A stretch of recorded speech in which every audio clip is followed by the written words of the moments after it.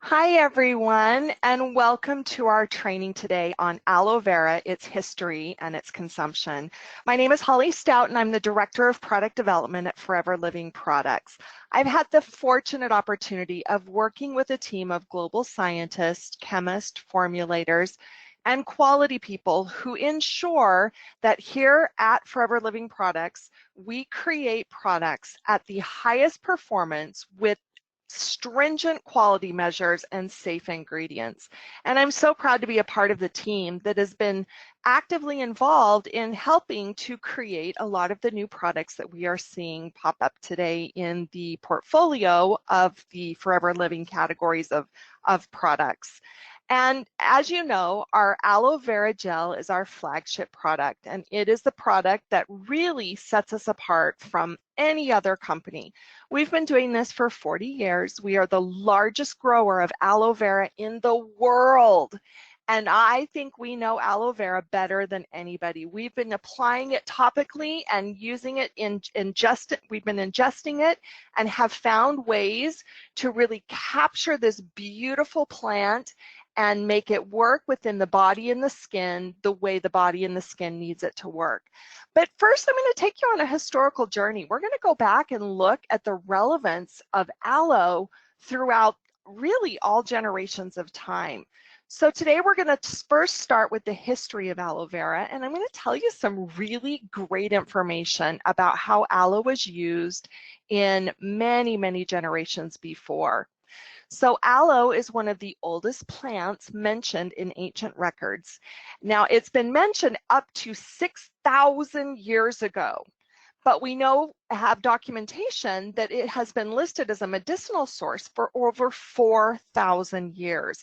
It's been found on papyrus and hieroglyphics and has been mentioned throughout so many phases of history and has testimonials from rulers, kings, queens, philosophers, spiritual leaders, and even down to practitioners. So aloe vera has been an amazing component used for centuries and centuries for all of its fantastic benefits. So you look at some of the cultures who have used it, and we really refer to the Chinese, the ancient Egyptians, the Greeks, and the Native Americans, because they all have documented usage of their elixirs and their topical gels and the way that they have used aloe in both the skin and the body. And they've used it as a fundamental part of traditional medicine. So if you think about what a foundational product would be, this would be really one of the most foundational elements that they would use throughout their practicing for those practitioners. So, you know, it's been mentioned by the Greeks, the Egyptians, and the Chinese, and even it's been referenced as new as the time of Christopher Columbus. So aloe has played a significant role in the development throughout humanity and throughout all of these phases of history, and has been recognized for its phenomenal benefits. You know, the Egyptians, they actually called it the plant of immortality. And the first known written reports on the nourishing juice of the aloe vera plant, this is where it reaches back to 6,000 years ago. You know, aloe was regarded as a sacred plant. It was called the blood of which held the secrets to beauty and health and immortality. And interestingly enough, even the dead were embalmed by the Egyptians with aloe vera because they had a spiritual belief that it had an antibacterial quality that could stop the process of death and that eternal life could be attained on both a physical and a spiritual level. So they really believed that this was a fundamental plant, an important plant, to the point where in a respectful manner they used it to bury their loved ones. And so it was called the plant of immortality. You know, you go back to times of queens and princesses, and Cleopatra and Nefertiti also used aloe in their daily skin treatments. They believed, again, it was a source of beauty And it was regarded as, the usage of it, they regarded it as a pursuit of physical beauty. So they recognized the benefits. And I would assume that Cleopatra and Nefertiti weren't just using it because of all of its known benefits. I would dare venture to say they used it because they found that it worked, and it worked in an amazing way. So if they used it as a pursuit of physical beauty, it wasn't simply because it was passed on through legend and rumor. It was because when they tried it, aloe worked and provided benefits that they could not find through other sorts of herbs, botanicals, and floral extracts. The history of aloe vera is actually traced back to the Silk Road trading routes. The Silk Route actually extended over 4,000 miles, and it opened up the ability to develop and expand the civilizations of China, the Indian subcontinent, Persia, Europe, and Arabia, and it really helped to open a long distance interaction between these civilizations. And it was called the Silk Road simply because silk was the primary traded product, but the Chinese also exported or sold just simple things like teas and salts and sugar and spices and even aloe. But mostly it was expensive luxury goods, and aloe was considered one of these expensive luxury goods that they imported or bought. And they made these trips simply because the merchants, that was a long way to travel, and they made those journeys count, and they traded only the most valuable elements that they could take back and then use and sell in their civilizations. So aloe's been considered a very, very valuable and a tradable commodity. In Japan, aloe was known as the royal plant, and the juice was consumed as an elixir. It was so revered and so precious that it was consumed as an elixir. If you think of what an elixir is, it's something that's so special and is made with so much care and has such an amazing benefit. They turn it into this royal plant into an elixir. And the samurai even used it as a liquid for rubbing on the body to relieve pain from sprains and strains. The samurai extremely active in their actions, and obviously they got bumps and bruises, and they used aloe, this royal plant, to help relieve those areas of their bodies that took a beating. We even go back as far as to King Solomon in the Old Testament in the Bible, where aloe is mentioned. So in Psalms 45:8, it says, "All thy garments smell of myrrh and aloes and cassia out of the ivory palaces whereby they have made thee glad."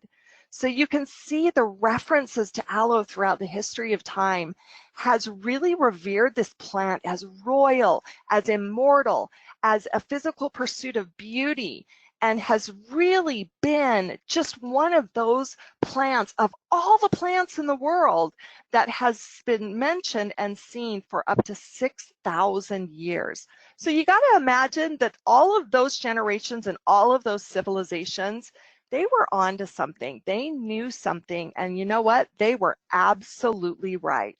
And at Forever Living Products, we knew that aloe was an amazing product and sought to find a way to really help people all over the world look better and feel better. So when you look at the aloe vera by itself, let's talk about the plant. It's one of the most studied herbs in the natural products category.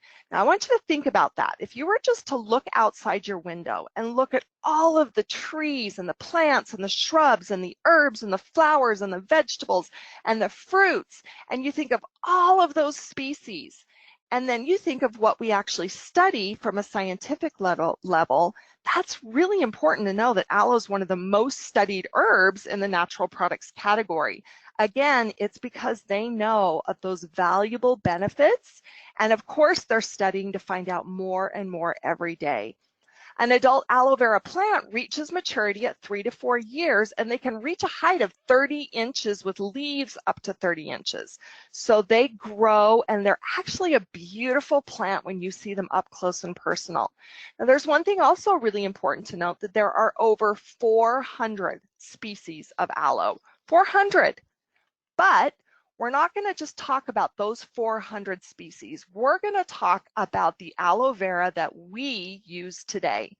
because aloe vera contains over 200 biologically active constituents, and the primary beneficial compounds are polysaccharides.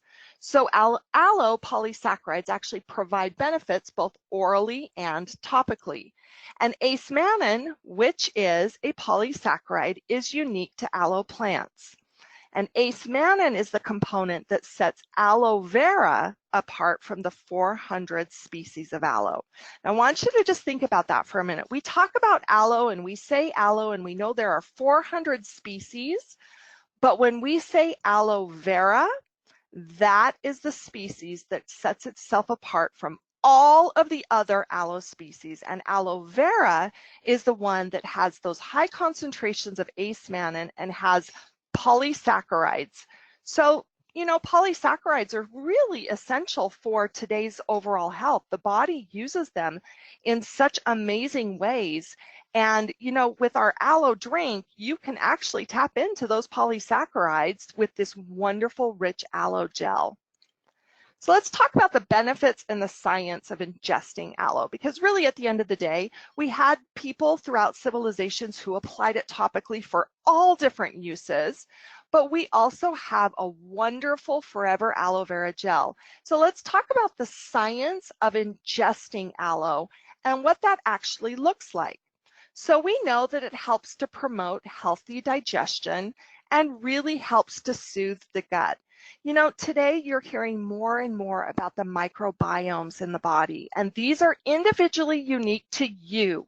You who is listening, you as a single person have an individual unique microbiome, and that's simply, it's like a colony, and it's a colonization of all the functions in that area that work together. And we know that the gut is one of those microbiomes that really needs help in remaining balanced. Because when the gut is balanced, a lot of the functions that stem from the gut simply help your body to not only look better and feel better, but to really perform better and to be at its optimal health. So aloe is really an important part to that healthy digestion and soothing of the gut. It also contains a prebiotic benefit that helps to support the growth of good bacteria. And when we talk about good bacteria, your body actually contains up to 3 pounds of bacteria in general. It's both good and bad bacteria. And of course, we want more of the good bacteria. And prebiotics actually help to feed those probiotics that really help grow and support good bacteria. So just like everything's a living organism in your microbiome, and your gut is this living environment that's unique to you, those good bacteria, they need food. And aloe has this prebiotic benefit that is the food that helps those good bacteria thrive. It also helps to work on the epithelial cells, which form our skin and our gut lining. Now that's kind of a big word, and you think, man, an epithelial cell, how is that relevant to me? Well, they're just simply a type of cell that lines surfaces of your body, and they're found in your skin, your blood vessels, your urinary tract, and other organs. And they actually are really important, again, as that lining, the gut lining. So it's a supporting structure of the body that simply helps with those benefits of the prebiotics and that good bacteria stay in a healthy state of balance. Now, we have recently launched a brand new Forever Aloe Vera Gel. Now, when I say brand new, we have been the forefront, the leaders of aloe as an ingestible drink. And we didn't think that we could improve on it. But as science evolves and as we learn more about the body, we are learning every single day ways that our aloe vera can really help people in helping that digestive tract and that microbiome and helping to support a healthy functioning digestive tract. So with this new aloe vera gel, we have so many amazing benefits that we've been able to retain, which includes a 300% improvement in vitamin retention through a new process. Now you think about that, that's quite amazing. Those vitamins that are so rich and nutritious in the aloe, as it goes through a processing to put it in a format where you can drink, and we know that it's at the highest quality and it's safe and it's been tested and it's been vetted with third-party labs, including the International Aloe Science Council. We know that through this process, we are actually able to retain up to 300% more vitamins in our new process. And we actually have retention of the natural components of aloe, such as ace-mannan. So again, we talked about ace-mannan as the polysaccharide, which is really critical when it comes to proper nutrition, just simply because they're comprised of the complex carbohydrates that really serve as your body's primary energy source. So again, you talk about the gut, you talk about good bacteria, you talk about your body's ability to absorb all the good things that we're putting in it, as well as the supplements that we're putting into our body in the event that we may not be on the best diet, or our lifestyle may not be ideal, or the climate or the environment, hormones, all of those factors that come into play. You simply are desiring to absorb the most benefit out of the things you're putting into your body and creating that optimal balance. You know, this new aloe vera gel, it has an amazingly fresh taste. When you drink it, it is so refreshing. I love it, really chilled. And I put it in a glass and it's almost like a cocktail, like you can drink it like a cocktail. Now, typically, aloe vera gel, typically, you know, the pure gel is really tart. And so when you put it in your mouth, you might describe it as being tart or a little bitter. And that's a good thing, because what you're tasting is nature. You're tasting the inner leaf of an aloe vera leaf. So we hand fillet that inner leaf, and you're actually tasting all of the goodness from that. Now, the mouthfeel is a little bit different. It's quite fluid and light. Now, I can assure you, all of the polysaccharides, all of the ace-mannan, all of those vitamins are still in there. They're just at a consistency that allows us to create that fresher taste and to have a product that contains no preservatives. And throughout this entire process, we even found a way to add an even higher concentration of aloe. So again, designed to help with that digestion, for a primary energy source, to help your body sustain itself, and really as a way to help you look better and feel better. Our aloe vera gel really is a development through centuries of history. We know it better than anybody, and from plant to product to you, we have provided in a delicious, refreshing juice that has a tremendous opportunity for you to really feel good and to bring your body into balance. I hope this information has been helpful for you, and I sincerely wish you a wonderful experience as you're enjoying your aloe vera gel.